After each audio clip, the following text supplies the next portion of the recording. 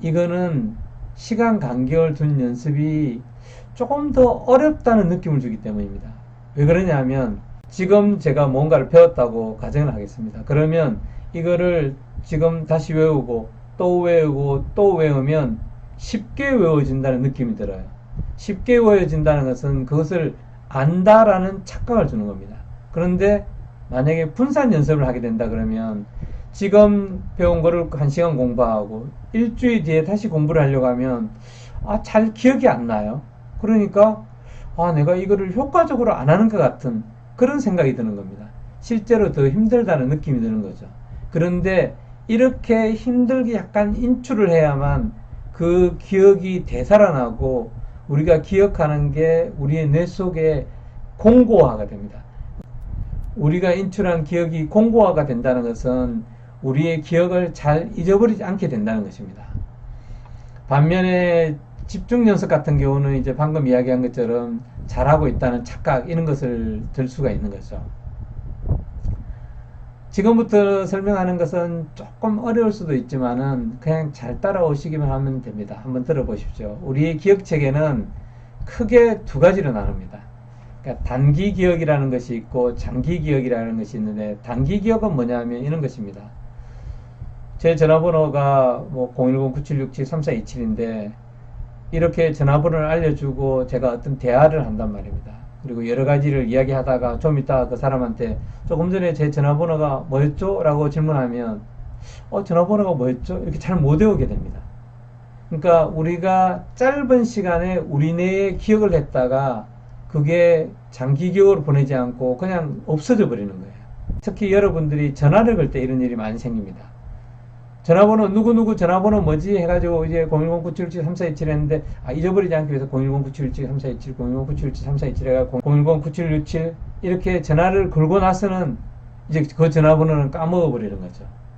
그런 것을 단기 기억이라 그래요. 그런데 우리는 무언가를 하려면 장기 기억에 저장을 해야지 단기 기억에 저장을 하면 안 됩니다.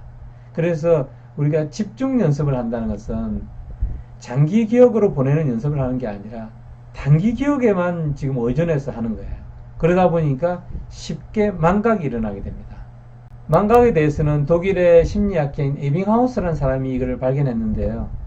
우리가 뭔가를 학습하게 된다 그러면 그날 학습한 거에 한 70% 정도는 하루 지나면 잊어버리게 됩니다. 일주일 정도 지나면 80% 정도를 잊어버리고 한 달 정도 지나도 80% 정도입니다. 그래서 한 달 정도 지나면 이제 더 이상 잊어버리는 일은 좀 적어지는 겁니다. 그래서 보통 한 20% 정도는 기억을 하게 되는 거죠. 근데 우리가 뭔가를 배웠는데 80% 정도를 잊어버린다? 너무 아쉬운 겁니다. 그러면 이걸 잊어버리지 않은 방법이 없을까라는 것을 이 에빙하우스라는 사람이 또 조사를 해봤어요. 그랬더니 첫 번째 방법은 공부하는 시간을 늘리는 겁니다. 조금 전에 이야기한 것처럼 우리가 집중 연습을 하는 거죠. 1시간 공부할 거를 2시간 공부하면 확실히 기억은 조금 늘어납니다. 2시간 공부할 거를 3시간 하면 당연히 조금 늘어나게 되는 거죠. 근데 보다 더 효과적인 방법은 시간 간격을 두고 하는 겁니다. 예를 들면 오늘 공부하고 나서 내일 70% 정도를 잊어버린다고 이야기를 했지 않습니까? 그런데 잊어버릴 때 다시 공부를 하는 거예요. 그러면 다시 10개를 외우게 되는 거죠.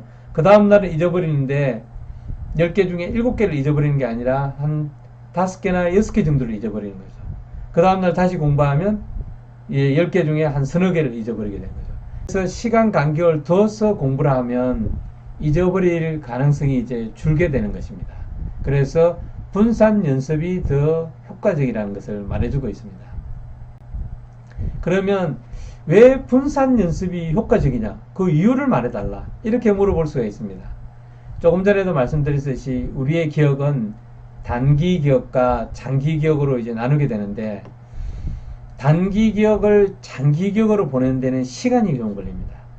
그러니까 우리가 지금 뭔가를 배웠다 해가지고 그게 바로 장기 기억으로 가진 않아요. 장기 기억으로 가려면 적어도 몇 시간에서 며칠이 걸립니다. 오래 걸리는 경우는 한 3주에서 4주 걸리기도 해요. 어떤 것을 학습한 다음에 우리 기억으로 공고화되기 전에 뇌에 충격을 받잖아요. 그러면 그 학습한 것을 잊어버릴 수가 있습니다. 실제로 이제 교통사고가 난 다음에 기억상실증이 일시적으로 생기는 경우가 있는데, 특히 이제 오토바이 사고일 때 그런 경우가 많이 생깁니다.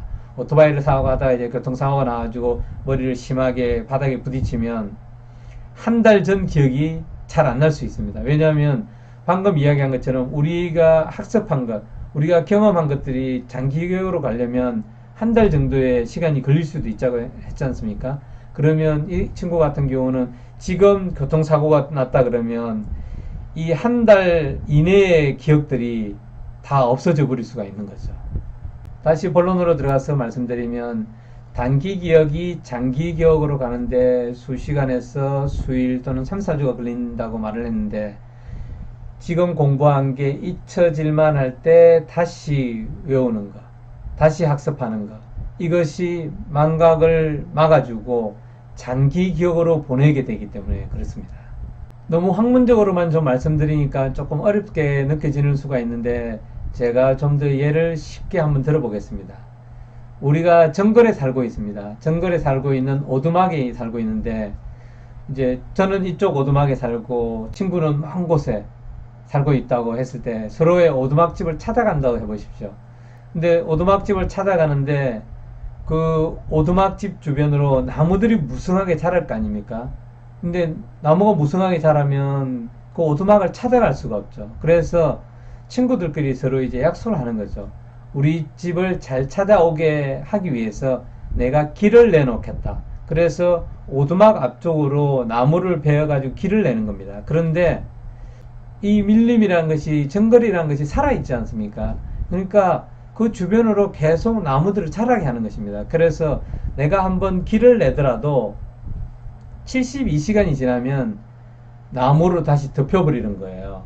그 밀림의 입장에서 보면 이 사람이 길을 내기 위해서 나무를 베더라도 72시간이 되면 다시 덮어버리고, 그런데 다시 또 길을 내면 또 72시간 되면 덮어버리고, 다시 길을 내면 72시간마다 덮어버리게 됩니다. 그런데 만약에 이 오두막집 주인이 오늘 1시간 베는 겁니다. 그리고 내일 또 1시간을 베고, 그리고 모레 또 1시간을 베고, 이런 식으로 계속 베면 한 5일에서 6일, 7일은 걸릴 거예요.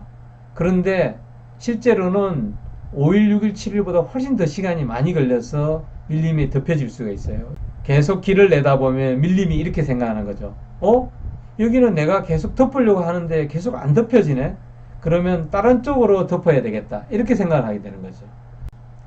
우리의 뇌도 이와 같이 작용한다고 생각하시면 됩니다. 만약에 3시간 정도 공부를 하고 더 이상 공부를 하지 않으면 뇌의 입장에서 보면, 이거는 잠시 들어왔다가 잊혀져 버리는 정보겠구나, 이렇게 생각할 수가 있는 거죠. 그런데 만약에 시간 간격을 두고 오늘 1시간, 내일 1시간, 모레 1시간, 또는 오늘 1시간, 일주일 후에 1시간, 또 일주일 뒤에 1시간, 이런 식으로 연습을 하거나 학습을 하게 되면 우리 뇌가 그렇게 생각하는 겁니다. 이 정보들은 중요하고 이것들은 꼭 기억을 해야 되는구나, 이렇게 생각하는 거죠. 그러면 그 기억들이 장기의 기억으로 가고 우리가 나중에 그 기억을 인출하는 것이 훨씬 더 쉬워지는 것입니다. 오늘은 학습의 두 번째 비법 시간으로서 집중 연습과 시간 간격을 둔 연습에 있어서 의학적인 예를 들어가면서 제가 어느 것이 더 좋은지를 설명을 드렸습니다. 오늘 시청하신 동영상이 유익하셨다면 구독과 좋아요, 알람 설정 부탁드립니다. 감사합니다.